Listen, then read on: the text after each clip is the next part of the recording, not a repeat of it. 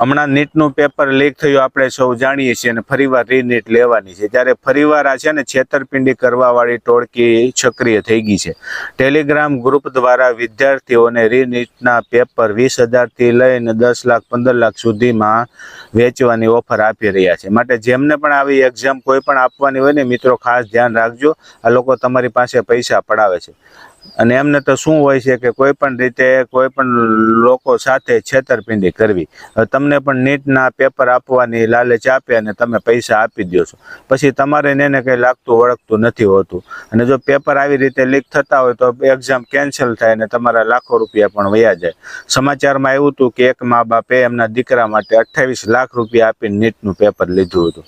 માટે ખાસ આવી જે પણ જો ટેલિગ્રામ ચેનલની ટોળકી એક્ટિવ હોય ને તો તમે સાયબર ક્રાઇમ કે પોલીસનો સંપર્ક કરીને માહિતી આપજો, કારણ કે આપણા બાળકોના ભવિષ્યનો સવાલ છે। જેઓ ભણીને મહેનત કરતા હોય ને સામે આવી ટોળકી આવી રીતે પેપર લીક કરતી હોય તો આપણે પણ જાગૃત નાગરિક તરીકે સરકાર અને પોલીસની મદદ કરવી જોઈએ।